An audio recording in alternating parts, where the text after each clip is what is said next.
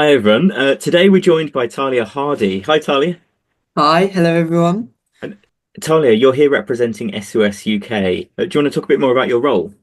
Yeah, absolutely.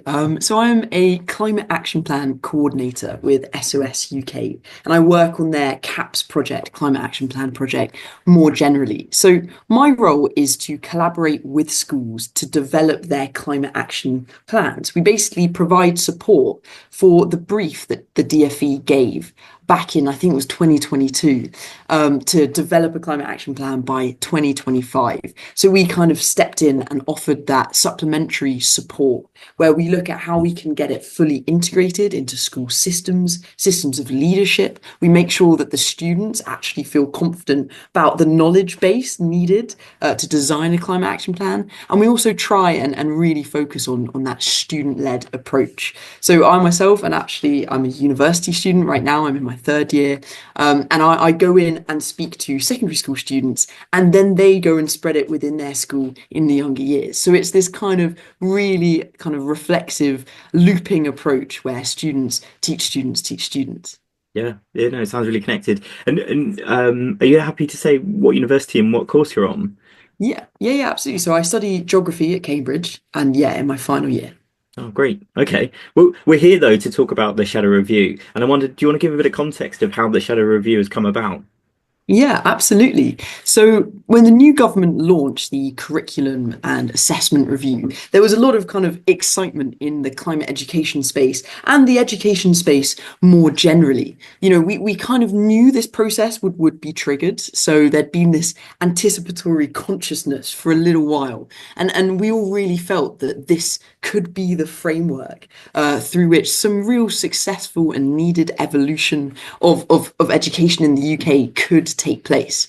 Then, when the review actually launched, despite major positives, it was very notable that there was little to no emphasis on the inclusion of youth voice, youth perspectives, and also just the general accessibility of the review process for young people.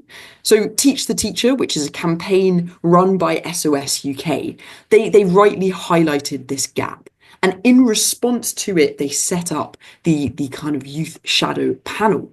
So the youth shadow panel consists of 12 young people. We are a variety of ages, backgrounds, and are kind of affiliated to a number of different organizations as well. Our role is basically to go through the actions and processes of the government panel themselves, but at each stage, kind of inflect it with our youth perspective. As well as this, we carried out a massive call for evidence to try and include as diverse a range of youth perspectives across England as possible. And we're continuing work to kind of provide engaging and inclusive platforms for children and young people to share their views on education. Yeah. Just going back to some of the stuff you were saying early on there, it's there were some clumsy things that the government did early on, wasn't there, in terms of even just a drop-down menu. It wasn't obvious if you weren't a sort of teacher or a parent or someone in terms of how to respond on the form. The drop-down list wasn't that clear. I think that was one of the things that got picked up. And I mean, just in its nature anyway, what was it like 50 questions or something? It was so like laborious. And then also, was it that I know Becky Francis turned around and almost said, "Oh, ignore the questions and just sort of throw in the stuff you want." It felt like they sort of, yeah, kind of turned around and sort of almost rubbished their own process a little bit. Yeah, exactly that. And I mean, I don't think we need more barriers to filling out forms. Kind of as young people, I think it was enough to put off Yeah. many potential respondents. I know, a lot of people in education, in terms of academics and teachers and things, were looking at the wording of the questions as well, and they were just so sort of clunky. And it's, I think, for anyone, the process was not the clearest. So it was great. But I think when, yeah, we sort of heard that young people were really taking this by the horns and sort of, yeah, wanting to take it in their own direction and really yeah, kind of empowered in this. So just a bit more then about the process of how you went about. You kind of referenced it slightly, but there's 12 of you. Kind of, do you want to talk a bit more about how that process has happened, and then also that wider kind of collecting of responses? Yeah, absolutely. And I have to say here, because I was one of the 12, I wasn't obviously in the recruitment stages. So I don't have much of an insight on the behind the scenes in that respect. But I know that the aims were to get as kind of representative a range of young people as possible. The fellow panelists, I mean, they're fantastic young leaders, some of them in school, some of them just out of school, and they've done a range of kind of activism and policy work beforehand. As I said, I'm not entirely sure that the routes that they went to, but SOS has fantastically a really big network of really talented, really engaged young people. So I'm sure that that was kind of all involved in how they recruited, how they got their 12 members. But so far, we actually got the opportunity to meet the government panel, which was really exciting. That was in December. It was also the first time that we met as a panel ourselves. So far, that's what it's looked like. We kind of convened, we presented to the panel a few kind of initial ideas, and we were basically trying to build that relationship where they know that we're working alongside them and obviously kind of not aiming for an antagonistic relationship. We ultimately do want the same aims, and we think that our methods could really complement their overall review process. Yeah, I think there's a philosophy that underpins this, isn't it, about how you go about affecting change, and do you bring the very core of who that change most affects with you, or is it done to them? And I think there's a fundamental kind of philosophical bit to that as well, isn't there? Yeah, exactly that. And I don't know what it is about our generation, but we are kind of less and less happy with the idea of just receiving kind of policy and knowledge in a one way direction. I think there's just increasingly this acknowledgement that actually a more participatory approach to policy and to knowledge creation is really needed for kind of successful schemes, really. Mm. So there has been a sort of interim report released. I don't know if you wanted to just refer to some of the key findings of that. Yeah, absolutely. So there was a kind of overwhelming shared frustration that students felt generally that their education just wasn't reflective and relevant to their ever-changing reality. So, of course, SOS UK, we're a climate education charity. We really kind of zoomed in on the climate education side. We found that climate change was sidelined to a kind of niche topic contained within specific geography or science lessons. It really wasn't acknowledged as this kind of significant, sprawling, interconnected issue that young people felt that it should be. Then, more generally, kind of outside of climate education, there was also this call for a more relevant education. Specific themes came up: political literacy, digital literacy, financial literacy, all things that students are kind of experiencing and hearing about through the media and through social media, but aren't feeling that they're reflected in their education. And there was this real sense that they wanted a kind of grounding, safe space to discuss these topics and also just be given the kind of critical thinking skills to really pick through them. Kind of on top of that, there was a real kind of speculation about the efficacy of kind of assessment like processes right now. And specifically, there was a lot of mentions of damage to mental health and how young people feel they are over assessed and that actually the pressures and stress are causing them to disengage from their education rather than the other way around. And I think it's interesting then maybe that the role that assessment and the emphasis of assessment has on then curriculum and the space and time for some of these other aspects that you refer to. I think there's definitely that there's a relationship between the assessment and the curriculum. And I appreciate it's in the name, the curriculum and assessment review, but it'll be interesting to see where what the direction goes of those sorts of things. Did you want to then sort of steps for the future? So there's a process. This is part of it. So if you wanted to sort of mention what's happening next. Yeah, absolutely.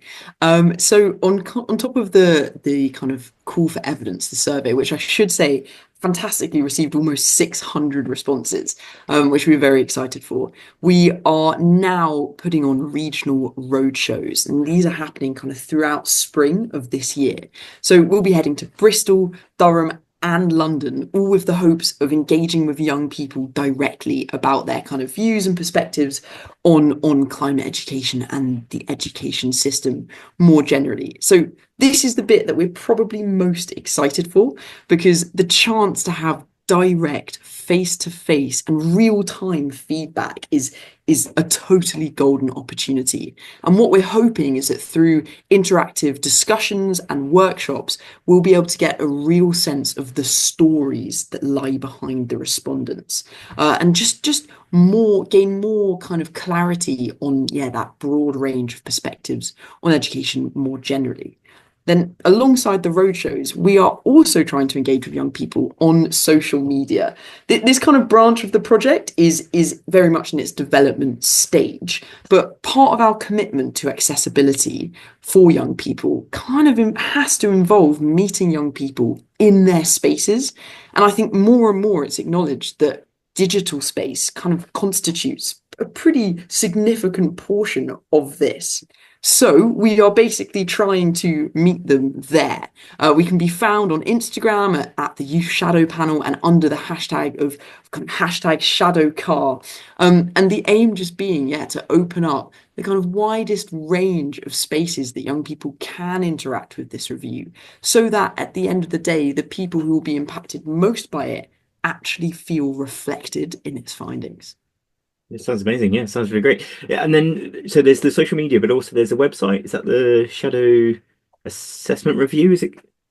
Yes, yeah, yeah, absolutely. And maybe we'll have to double check the exact Okay, kind of well, we web can link. include it underneath this video anyway. We'll make sure Yeah. we link through to all of those sorts of things. But I guess what we're saying is for anyone interested, they should keep their kind of eyes open, and there'll be more opportunities for people to engage with this and also sort of see more of the process and outcomes and Yeah, absolutely that. And if they have any ideas, if they look at some of our content and they think, hey, no, I could do it better, or I think you're missing that, please do get in contact. You know, the idea isn't that there's an exclusive panel at all. It's quite the opposite. We're really trying to kind of challenge those boundaries of kind of expert, non-expert, on panel or not on panel. You know, we want to flatten the relations between everyone involved, kind of in this process. And a real part of that is yeah, being open and communicative. So we are truly open to contact, basically.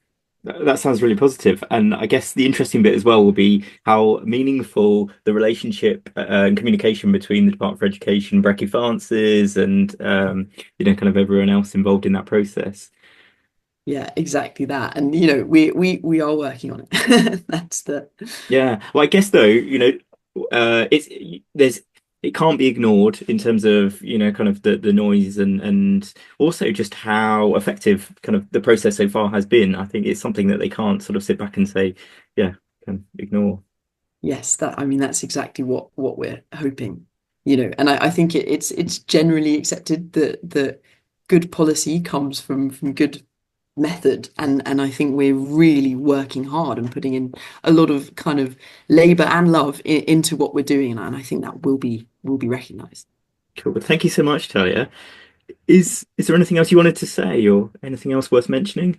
I suppose just the final yeah, I think the final comment would be kind of what the interim report called for, and just a reflection on education more generally. So that there's a really fantastic bit at the end where we set out our kind of recommendations, and I would really recommend that people go and read that report. It's really accessible, but also detailed and grounded in evidence. So it makes a very good read for anyone, no matter their background. But we really do call for an ambitious and kind of bold reimagining of education. You know, we are increasingly moving into a changing world, and I think our education system needs to develop some capacity to adapt. It needs to really embrace the kind of speed of development that we're witnessing. And most importantly, it needs to convince its students that it's worth engaging with. And I think perhaps previously we've been kind of too shy to acknowledge that, or even too proud that that's kind of a question that's up for debate. Is education relevant? Of course it is. But we're seeing a generation where that is a genuine question that's kind of coming up frequently. And I think in this review, part of this review needs to be embracing that and embracing the realities of, oh, wow, okay, maybe our education does need to change. Maybe it does need to fit a kind of better to these young people and to the world that it's trying to prepare them for. Hmm. Yeah, that's fundamental what you're saying there. We've had delay and delay, and it's been pushed further and further. And what we're seeing is actually political disengagement. We're seeing, a shift towards the right. And what you could say is actually some of that is an outcome of the education system, and that there's other things going on in society, but actually the way that we educate people doesn't set them up for how the world is at the moment, or even for them to think about how the world could be. Um, Yes, exactly that. Wow. Okay. I think that's maybe a good aspect to finish on. So what we're going to do is say, please go and read the report, and then kind of hopefully be inspired to then follow this up further. So thank you so much. Fantastic. Yeah, thank you very much. That was really enjoyable.